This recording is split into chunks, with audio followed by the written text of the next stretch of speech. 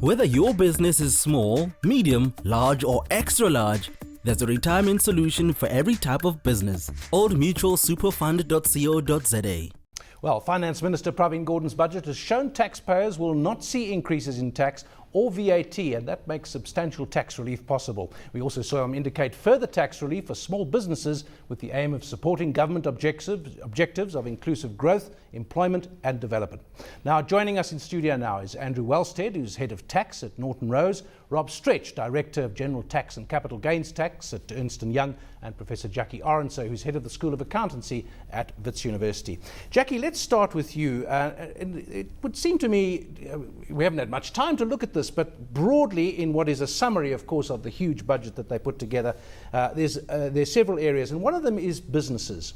So if we're looking at businesses with, in particular, the small business area that I referred to a moment ago, a higher threshold there, tax incentives for employment of young workers, and employees who get assistance in housing loans and things like that. Sounds very general, is it?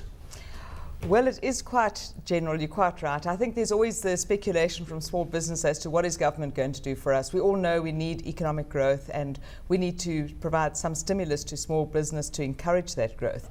And I think it's a very positive move that we are seeing a bit of a shift in the rate. So we're seeing, as we always have, the shift in the tax-free rate tying in with the tax-free threshold for people under the age of 65, so that ties in with the small business rate. But we're also seeing a new rate coming in, the 21%, which pushes out the 28% rate. So small businesses won't get to the 28% tax rate until they get to a much higher level of taxable income. So this is significant for small businesses. That is positive, yeah. It sends a signal to say that we're thinking of small business, we haven't forgotten about small business, and I think that sends a very, very positive message. And then also the incentive for employment of young workers. I think this has been a hotly debated issue over the last number of years, and it's interesting to see that that is now being put on the table again in the context of a tax incentive, which would indicate something along the lines of perhaps similar to a learnership allowance, that type of thing that we've seen in the past and maybe rolled out for creation of new jobs. Of course, it remains to be seen if COSATU will allow these things, but yes, if you tax things, you discourage them, and if you reduce the tax on them, you encourage them. So if they mean it about creating jobs and the youth subsidy, well, then that does seem to be a step in the right direction. Yes. Rob, international, the big companies, and Pravin Gordhan, his sharp side, he bared his teeth a moment there. He said, this is unacceptable, and he was referring to those big companies that have found all kinds of ways to avoid tax or evade tax completely because they're global and no particular jurisdiction has sorted it out. That was the one issue. The other was cross-border business from South Africa. He's saying they want to make it easier. Yeah, David, I think in terms of globally, it's becoming more and more of a focus area at the moment in terms of global companies operating in various territories, but paying very little tax in those territories. You know, not only across Africa, but also across Europe. I think there's some very well-known brands that have been fingered across Europe. Across Africa, there's a number of territories that are looking at. So I think globally, the issues that the revenue authorities are looking at, and I think a lot of them are working together.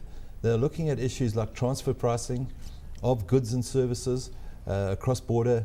They're looking at issues such as thin capitalization in terms of how those businesses capitalize and so on. And then around where the goods are coming from and how they are coming in. You know, a lot of people use so-called treaty shopping, using various territories to move the goods through to try and avoid any of the taxes on those, and also to avoid the withholding taxes. While it's not tax evasion as such, I guess they're saying it's tax avoidance. So on the big picture, they're looking at that. From our point of view in South Africa, there has been a big focus on it. We've seen over the last few years a greater emphasis by the revenue authorities here on transfer pricing into South Africa of products, of goods and services.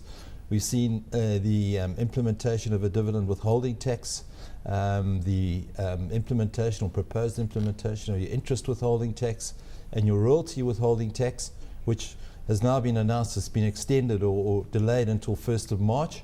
But linked in with that is to bring in a withholding tax on services in terms of cross-border. So there's a significant emphasis on that. And closer to home, around Africa, we have the Africa Tax Administration Forum, ATAF, that are working closely together to try and get some sort of uniformity across Africa in the control of cross-border transactions. All right, let's pause there. I'm asking each of our panellists just to focus on a particular area that interests them and has dominated that area for them in the budget. We've still got to hear from Andrew Wellstead of Norton Rose, but let's now go to Cape Town, and joining us from there is Derek Ferreira, who is Head of Product Management at Old Mutual. Derek, on the savings and investment side, it looks pretty good. They're talking about tax-preferred savings and investment accounts, tax treatment of pension, provident and RA funds, simplified and harmonised. Sounds good. Does it mean something? Good afternoon, Dave. Yes, absolutely. I think from a personal individual taxpayer perspective, perhaps one can view this reading of the budget as a positive one, in a sense that there were expectations initially of increasing in tax rate, especially on the higher upper income levels. In fact, to the contrary, we saw an announcement that your tax savings on tax brackets or bracket creeping of some 31% at the bottom of the income tax earnings and some 0.9% on the top. And then the big positive was the clear announcement, as you mentioned, and the intention of finding some harmonization across retirement, provident and pension funds alike. And I think on top of that would be some announcements and indication of where the Minister is going with this. And the first point that came through was to encourage and bring about measurements that will force people to preserve their retirement savings, pension fund benefits upon changing jobs or leaving employ. And I think the biggest dilemma from a personal perspective has been the fact that not many South Africans at this point in time can afford to retire financially independent. And a lot of that, a vast amount of that, one finds comes through people not necessarily preserving their retirement benefits, but rather taking it in cash with tax consequences, etc. So that's definitely a very positive sign from an industry perspective, and I think longer term from the man in the street, and the benefits to be reaped, obviously, in retirement years. Furthermore, he also made a very clear intention of saying that pension fund retirees, trustees have a responsibility to actually educate and ensure that turning the retirement capital into an income stream, there's got to be levels of education and responsibility. And I think the big thing here is about a sustainable income during your years of retirement. Well, thank you to Derek there in Cape Town, Derek Ferreira, summing up, I think, very well the positive aspects of preservation. Of course, politically, it's also a hot potato where people say, I can't afford not to withdraw my preservation of funds. I can't afford to live without those. So it has been a delicate issue. Be interesting to see if he can do it. We'll say goodbye to Derek in Cape Town and come to you, Andrew. It sounds technical. It sounds like something that only big industrial companies should be involved in. This carbon tax, 120 Rand a tonne, but an exemption for a threshold of 60%. I don't know what that means. With allowances for emissions-intensive and trade-exposed industry. Does that mean that all the big offenders can actually get off it? How important is this carbon tax? I think it's important. It's been controversial since it was first spoken about a couple of years ago.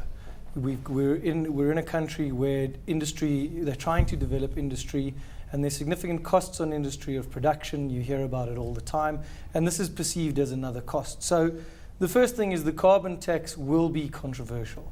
That said, it's not unexpected. It has been around for a while. People have been talking about it, and we mentioned last week that we expected to see some sort of update on it. This level of detail, probably not. When you say controversial, are you saying that people don't like it because they're saying it's going to affect our performance? I mean, controversial not in the sense that we want that anyone disagrees with discouraging carbon emissions. There's two controversial aspects to it. The one is it's another cost of production, and obviously industry doesn't like that. The second thing is a lot of lobbyists are saying, fine, carbon taxes and environmental taxes more generally, we saw there was an increase in the vehicle emissions tax as well. Green taxes, I'll call them that if you like, are necessary, and they're a worldwide phenomenon. You have to learn to live with it. But one of the key criticisms of these taxes is that in our fiscal regime, they go into the big pot. And the idea is if you're going to levy a green tax, it's not only for the benefit of the fiscus, it's for the benefit of the planet. So ring fence that revenue and use it for those but purposes. We've seen with the road levy, I mean, that money, where does that go? It doesn't go onto the roads, that's for sure. I can say that historically Treasury have liked a centralised approach. All the taxes go to one spot. But from a green tax perspective, it's particularly acute, this controversy around. Saw you nodding away, Jackie, with the carbon tax. What's your view on Well, I think that's been the really contentious issue for years, is whether this will be ring-fenced or not. And of course, the view from government is that it won't be ring-fenced, but I share your view that I really do think that in case of carbon taxes, you really have to, because the tax is there not just as another means of raising revenue, it's there to encourage a certain behaviour or to discourage certain antisocial behaviours. So you really need to ring fence it to protect that type of thing that you're trying to incentivise. Well, we're going to pause on that. I'm still not clear whether trade-exposed and emission-intensive industries can get exemptions. Then what's the point? But we'll come back to this issue. We're heading into a short break. When we return, we cross back to Cape Town and we continue our tax analysis with our panel.